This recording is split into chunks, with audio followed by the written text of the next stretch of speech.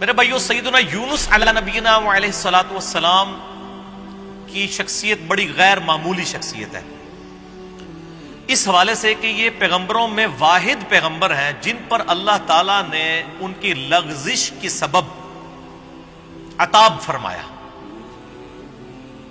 حتیٰ کہ سورۃ الصافات میں آیا کہ اگر یونس علیہ السلام مچھلی کے پیٹ میں ہم سے دعا نہ کرتے، اور وہ دعا آئی سورۃ الانبیاء میں، لا الہ الا انت سبحانک انی کنت من الظالمین، اگر یونس ان الفاظ میں ہمیں نہ پکارتے تو مچھلی کے پیٹ سے اسی دن نکالے جاتے جس دن مردے اپنی قبروں سے نکلیں گے۔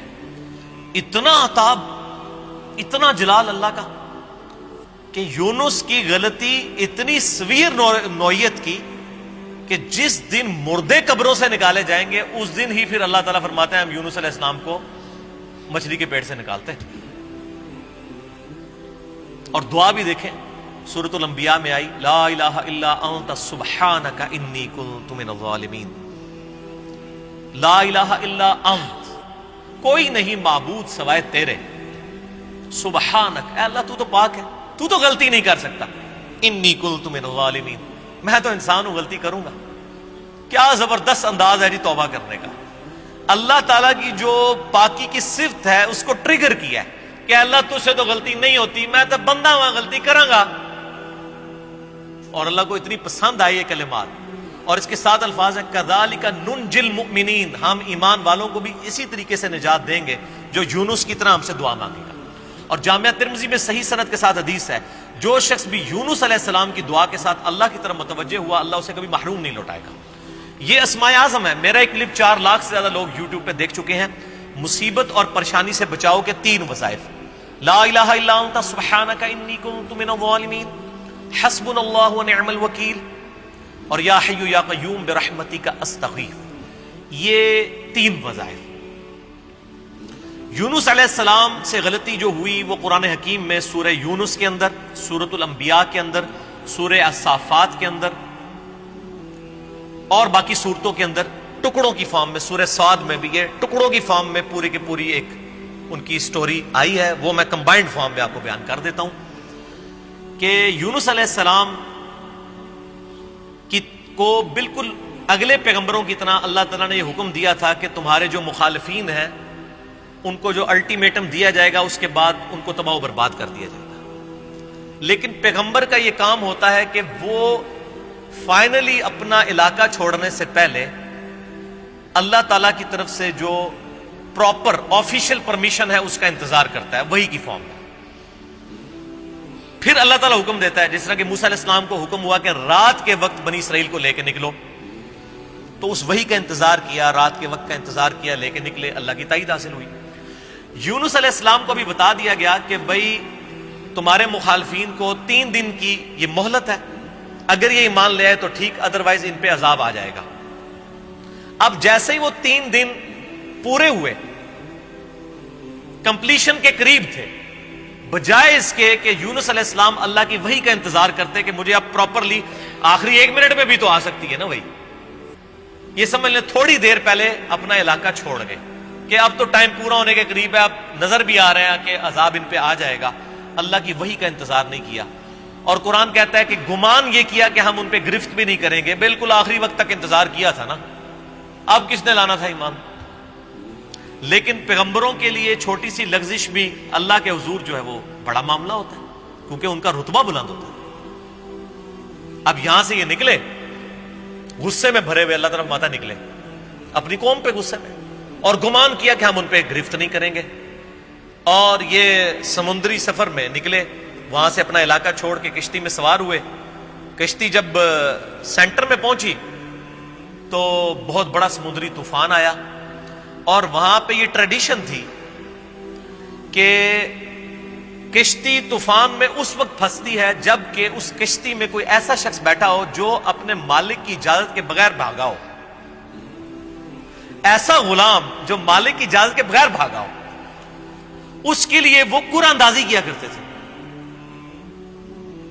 قرآن ڈالا، حضرت یونس علیہ السلام کا نام نکل آیا، ظاہر ہے وہ بھی تو غلام تھے نا اپنے رب کے، بغیر اجازت کے نکلے ہوئے تھے۔ لوگوں نے کہا نہیں نہیں یونس علیہ السلام ہے، تو نیک شریف آدمی ہے، اس نے تو لوگوں کو بھی نیکی کی طرف بلایا، دوبارہ کوڑا ڈالا گیا، دوبارہ کوڑا ڈالا، پھر یونس علیہ السلام کے نام نکلا، تیسری دفعہ ڈالا، پھر یونس علیہ السلام کے نام نکلا۔ اب لوگوں نے کہا جی ہماری مجبوری ہے، یونس علیہ السلام کو تو پتہ ہی تھا نا، انہوں نے کہا اب یہ آزمائش آ گئی میرے اوپر، ان کو پھینک دیا سمندر میں۔ قرآن کہتا ہے بڑی مچھلی نے ان کو نگل لیا۔ قرآن میں دن نہیں آئے، ہمارے ایک سب کانٹیننٹ میں مشہور ہے کہ 40 دن رہے، تورات میں دن آئے 3 days and 3 nights۔ جونا علیہ السلام، جونا کہا جاتا ہے انگلش میں یونس کو، یونس علیہ السلام 3 دن اور 3 رات تک، یعنی کتنے بن گئے وہ 72 گھنٹے بن گئے، اتنی دیر مچھلی کے پیٹ میں رہے، 3 دن اور 3، اور ظاہر ہے مچھلی کے پیٹ میں، ویل مچھلی کے پیٹ میں رہے، اور پیٹ میں بھی ظاہر ہے وہ میدے میں ساری گرمائش ہوتی ہے، پورا جسم ان کا، یعنی وہ تو اللہ نے ان کو زندگی دی، وہاں تو آکسیجن بھی کوئی نہیں تھی، وہ تو مرزانہ طور پہ ہی زندہ رہے، بہرحال جسم پہ اثرات آئے ان کے، اور وہاں پہ انہوں نے پھر یہ دعا مانگی، لا الہ الا انت سبحانک انی کنت من الظالمین۔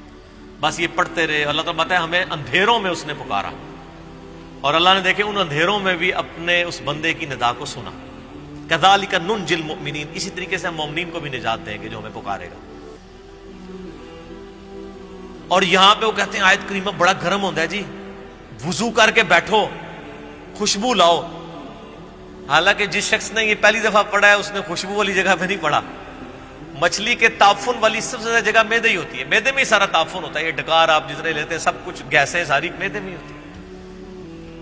اللہ کے ذکر کے لیے کوئی پروٹوکول نہیں۔ صحیح مسلم میں حدیث ہے کہ نبی علیہ السلام حالت جنابت میں بھی، اما عائشہ کہتی ہیں، اللہ کو یاد کرتے تھے، اور جامعہ ترمذی اور ابو داؤد میں مولا علی علیہ السلام سے حدیث ہے کہ نبی علیہ السلام کو قرآن پڑھنے سے حالت جنابت کے علاوہ اور کوئی حالت مانے نہیں ہوتی تھی۔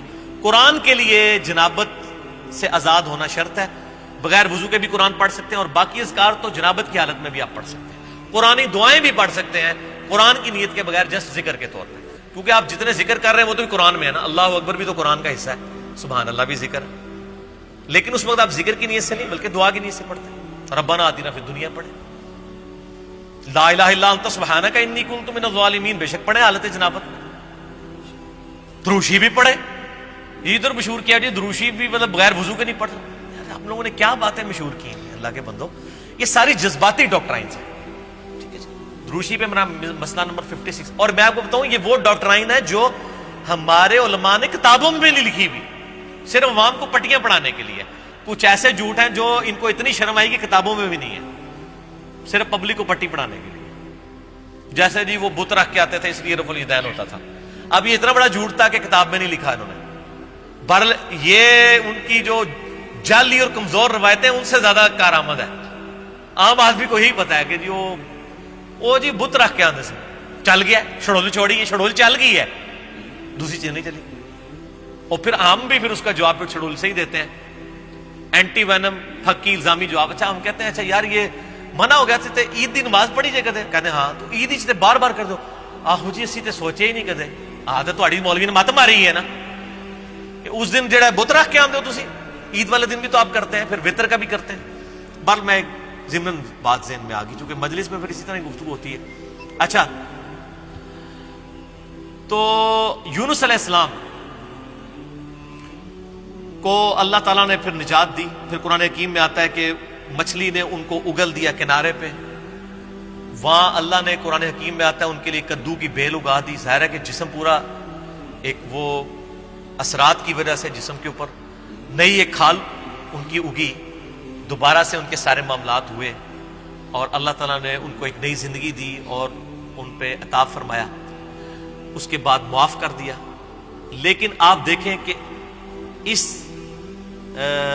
غلطی کا ایک تو عطاب یونس علیہ السلام پہ آیا، اور دوسرا اس کا کریڈٹ ان کی امت کو مل گیا، امت کو کریڈٹ مل گیا اس ڈیبٹ کا۔ اور سورہ یونس جس کا نام ہی سورہ یونس ہے، اس میں حضرت یونس علیہ السلام کا نام آیا ہے۔ اللہ طرف آتا ہے کبھی ایسا نہیں ہوا کہ کسی قوم پہ عذاب آ کا فیصلہ ہو جائے اور وہ عذاب ان سے ٹل جائے، الا قوم یونس، سوائے قوم یونس، کہ یونس علیہ السلام کی قوم سے یہ عذاب ٹل گیا۔ کیوں؟ جب یونس علیہ السلام وہاں سے نکلے اور عذاب کے اثار نمایاں ہوئے. عذاب ٹلنا کوئی نہیں تھا. عذاب تو فرعون پہ بھی آیا, اس نے بھی تو کہا تھا نا میں ایمان لایا موسیٰ اور ہارون کے رب پہ. اللہ نے کیا فرمایا قرآن میں, الآن, اب لایا, کوئی فائدہ نہیں, ڈبو دیا. یہاں پہ بھی جب عذاب سامنے آیا نا, پوری قوم یونس تقریباً 1,00,000 اور اس سے چند زائد لوگ تھے, سارے کے سارے سجدے میں گر پڑے. انہوں نے کہا یا اللہ معاف کر دے, معاف کر دے, معاف. یونس علیہ السلام واپس قوم میں, قوم زندہ کی زندہ. اب یونس علیہ السلام کے لیے بھی ایک حیرانگی تھی, ایک پاسے میں بھی اتاب کٹیا, دوسرے پاسے قوم بھی بچ گئی ہے, تو میں اب ان کو کیا منہ دکھاؤں گا جا کے کہ میں ان کو تو الٹیمیٹم دے کے گیا تھا, میں اپنی بھی لغزش کے اوپر عتاب بھگت آیا ہوں اور یہ بھی بچ گئے ہوئے ہیں. لیکن ان کو پتہ ہی نہیں تھا, قوم تو ایمان لا چکی تھی, تو انہوں نے آتے ہی آپ کے ہاتھ میں بیعت کر لی. اللہ تعالیٰ نے حضرت یونس علیہ السلام کی اس لغزش کو کریڈٹ بنا دیا ان کی امت کے لیے بھی, یونس علیہ السلام کو بھی ایک آزمائش سے گزارا. اب یہاں پہ بڑی امپورٹنٹ بات میں آپ کو کروں, خصوصاً ہم مسلمانوں کے لیے. بخاری اور مسلم دونوں میں حدیث موجود ہے, ایک یہودی اور ایک مسلمان کا جھگڑا ہوا. باقی روایتوں میں آتا ہے کہ وہ مسلمان سیدنا ابوبکر صدیق تھے رضی اللہ تعالیٰ. یہودی نے کہہ دیا کہ اللہ تعالیٰ نے موسیٰ علیہ السلام کو تمام جہان والوں پر فضیلت دی. یہ بخاری مسلم دونوں میں حدیث ہے. مسلمان نے کہا اللہ تعالیٰ نے ہمارے نبی علیہ السلام کو تمام جہان والوں پر فضیلت دی.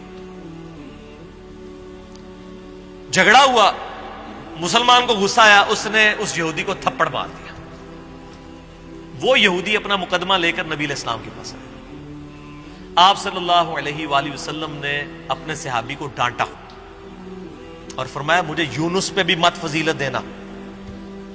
اب آپ کو اس جملے کا سمجھ آئے گی کہ یونس وہ واحد نبی ہیں جن پہ عطاب ہوا ہے, اور بہت بڑے لیول کا عطاب, دنیاوی اعتبار سے دیکھا جائے تو مجھے اس کے مقابلے پر بھی فضیلت مت دینا. ایسی فضیلت ہے جس میں کسی دوسرے کو نیچا دکھایا جائے. اللہ کی قسم, قیامت والے دن جب اللہ تعالیٰ مخلوقات کو دوبارہ زندہ کرے گا, میں دیکھوں گا کہ مجھے جب اٹھایا جائے گا, حضرت موسیٰ علیہ السلام مجھ سے پہلے ہی اللہ کے عرش کا پایا تھامے میں کھڑے ہوں گے. یہ حضرت موسیٰ کی ایک جزوی فضیلت ہمارے نبی علیہ السلام کے اوپر. نبی علیہ السلام فرماتے ہیں مجھے تو یہ نہیں پتا کہ ان پہ قیامت کی بے ہوشی طاری نہیں ہوئی, یا اللہ تعالیٰ نے انہیں مجھ سے پہلے زندہ کر لیا قیامت والے دن, یا اس بے ہوشی کے سبب جو دنیا میں اللہ کی تجلی کی وجہ سے بے ہوش ہوئے, اللہ تعالیٰ نے ان پہ قیامت کی بے ہوشی طاری نہیں کی ہے. جزوی فضیلت ہو سکتی ہے. بخاری میں حدیث ہے کہ قیامت والے دن سب کو برہنہ اٹھایا جائے گا, سب سے پہلے حضرت ابراہیم علیہ السلام کو لباس پہنایا جائے گا. اب یہ ابراہیم علیہ السلام کی جزوی فضیلت ہے تمام پیغمبروں پہ. حضرت عیسیٰ علیہ السلام کو بغیر باپ کے پیدا کیا, یہ ان کی جزوی فضیلت ہے. اور ایک اور فضیلت کہ عیسیٰ علیہ السلام آج تک زندہ ہیں, ایک اور بڑی فضیلت. تو جزوی فضائل ایک پیغمبر کے دوسرے پہ ہو سکتے ہیں, کلی طور پہ فضائل نبی علیہ السلام کو حاصل ہے. تلک الرسل فضلنا بعضهم علی بعض, وہ اللہ نے قرآن میں کہہ دیا کہ یہ رسول ہے, بعض کو بعض پہ ہم نے فضیلت دی ہے, بعض کے ساتھ کلام کیا, بعض کے ہم نے اور درجات بلند کیے. موسیٰ علیہ السلام کو ہم نے معجزات دیے, عیسیٰ علیہ السلام کو معجزات دیے. بہرحال اس کی بنیاد پہ کسی نبی کی تنقیص نہیں ہونی چاہیے. ٹھیک ہے, تنقیص کا جب پہلو نکلے گا نا, کمپیرزن آپ شروع کر دیں گے, تو وہ پھر خطرناک معاملہ ہو جائے گا. اس معاملے میں آپ نے اوائڈ کرنا چاہیے. اس لیے میں بارہا کہتا ہوں, میں پرسنلی مجھے یہ سلام بڑا پسند ہے, مصطفیٰ جان رحمت پہ لاکھوں سلام, لیکن اس میں کچھ اشعار ایسے ہیں کہ جو ہمیں اس طرف شائبہ کروا دیتے ہیں کہ یہ گستاخانہ ہے. کس کو دیکھا یہ موسیٰ سے پوچھے کوئی, آنکھ والوں کی ہمت پہ لاکھوں سلام. یار حضرت ابوبکر صدیق جب یہودی کے ساتھ یہ معاملہ کر رہے ہیں تو نبی علیہ السلام نے ان کو ڈانٹ دیا ہے, اور آپ 1400 سال بعد آ کے کہہ رہے ہیں موسیٰ تو نہیں دیکھ سکے تھے, ساڑھے نبی نے دیکھ لیا. آپ کے ساتھ بھی وہی کچھ ہوتا, بلکہ اس سے زیادہ ہوتا جو کہ اس مسلمان کے ساتھ ہوا تھا. اس لیے کہ آپ ایک غلط ٹریک کے اوپر چڑھ رہے ہیں, نبی علیہ السلام کی ذات کی ایک غلط تعریف بیان کر رہے ہیں. آپ ویسے بیان کریں کہ ہمارے نبی علیہ السلام نے خواب میں اللہ کی زیارت کی ہے, یہ ضرور بیان کریں, لیکن کمپیرزن نہ کریں. یہ والا جو معاملہ ہے غلط. تو اسی کو کہا جاتا ہے تفضیل بین الرسل, تفضیل عربی میں کہیں گے. ایک رسول کو دوسرے پہ فضیلت دینا یہ جائز اور حلال ہے, قرآن نے بھی دی ہے, لیکن تفریق بین الرسل, رسولوں میں فرق کر دینا ایمان لانے کے اعتبار سے یا کسی کو اونچا نیچا دکھانے کے فور, یہ حرام ہے. تفضیل بین الرسل جائز ہے, تفریق بین الرسل حرام ہے. حضرت عیسیٰ علیہ السلام کا بھی گستاخ اتنا ہی بڑا گستاخ ہے جتنا ہمارے نبی علیہ السلام کا گستاخ ہے. ایک بندہ سارے پیغمبروں کو مانے ہمارے نبی کو نہیں مانتا وہ بھی کافر ہے. ایک بندہ ہمارے نبی کو مانتا ہے سارے پیغمبروں کو مانتا ہے حضرت موسیٰ علیہ السلام کو نہیں مانتا وہ بھی کافر ہے. تو لا نفرق بین احد من رسلہ وقالوا سمعنا واطعنا غفرانک ربنا والیک المصیر. ٹھیک ہو گیا جی.